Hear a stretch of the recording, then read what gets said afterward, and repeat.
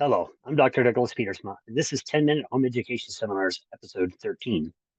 I am a home educating father with two children. One graduated from K-12 home education in 2022, and the other is a special needs high schooler who is entering his final year of home education. Additionally, I am an adjunct professor of education at Regent University and a research associate with the National Home Education Research Institute, where I serve as the editor of the peer-reviewed Homeschool Researcher Journal. 10-minute home education seminars are short summaries of various seminars that I have previously given or others that I intend to give in the future. The primary topic of these seminars is homeschooling, but they may also include broader topics such as discipleship, family, Christian living, and Christian education in general. Many of these seminar topics will have an accompanying article or a resource list like this one. I will place the links for these in the comments when I post a video. The value of these written resources lies mostly in the reference sections, which will allow you to dig into the resources that I used when developing these seminars. I spoke in the previous episode about how parents are the perfect teachers for special needs students. I believe this because they know their children so well, better than any teacher ever could, and because they can use that knowledge to provide the ideal instruction.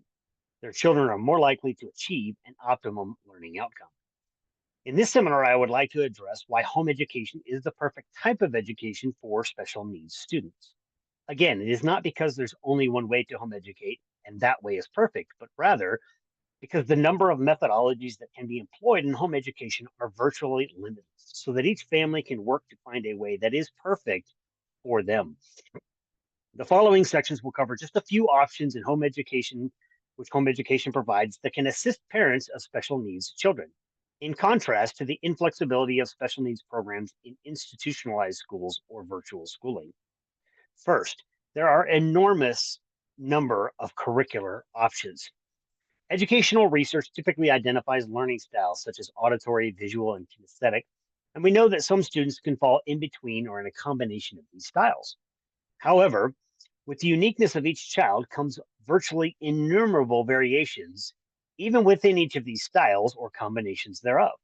So, with so many curricular options, parents of special needs children can test many curriculums to find the one that works best for their child. In contrast, an institutional or virtual school likely has a limited range of curricular options, perhaps just one. If the curriculum is not a good fit for the child, the only option is to watch the child struggle as the staff tries to force the child to conform to a curriculum that is ineffective for that child. This doesn't even address the objectionable material that may be present in some of these curriculums as well. Second, there are many pedagogical options or ways of instruction. Just as there are countless options for curriculum, there are equally numerous ways that information can be presented and adapted by an instructor. Fortunately for parents of special needs students, their focus on the particular abilities of their child, even in tasks of daily living, allows them an unparalleled insight into the best way to instruct their child. A classroom teacher would need to be proficient in an unimaginable number of ways to effectively instruct even a limited class of special needs students. Pragmatically, if they find a method that works for a few of their students, they're likely going to default to that method to the detriment of some or many of the other students in the class. The third thing I'll talk about today are the number of support options. When parents of special needs students want help in home education, there is a huge community with whom they can solicit advice or simply bounce ideas around in a brainstorming session. There are organizations that specifically provide support for this subset of home educators, and nearly every home education conference I've ever been to has a session or more than one session dedicated to helping families in this realm. Most local home education cooperatives have a portion of their families with students facing learning challenges. And even if those challenges are disparate, the families are nevertheless supportive and encouraging. In contrast to the institutional or virtual schooling setting, the fight to help special needs students includes the untenable process of creating an individualized education plan. These are typically encumbered by the bureaucratic bungling that involves multiple players with varying objectives, including teachers, paraprofessionals, counselors, administrators, and to a limited degree, if at all, the parents. Although there are many other things that we could discuss, the final aspect we'll cover in this seminar is the variety of schedule options.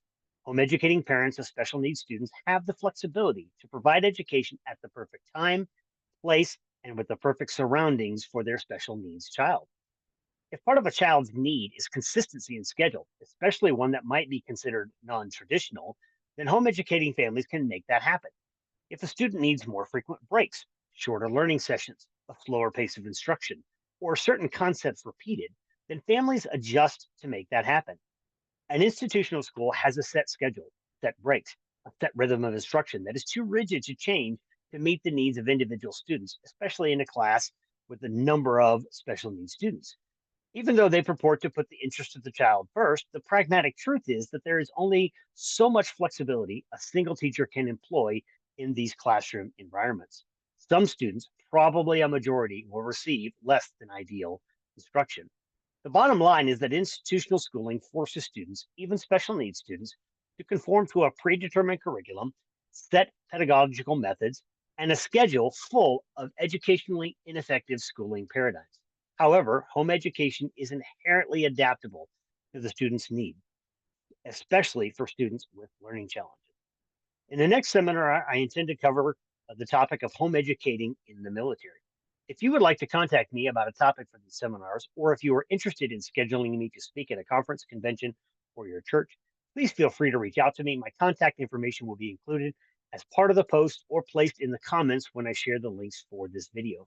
Thank you for taking the time to watch this video, and I pray that God would bless your homeschooling effort to the end that your children might grow to become dedicated followers of Christ and effective ambassadors for his kingdom.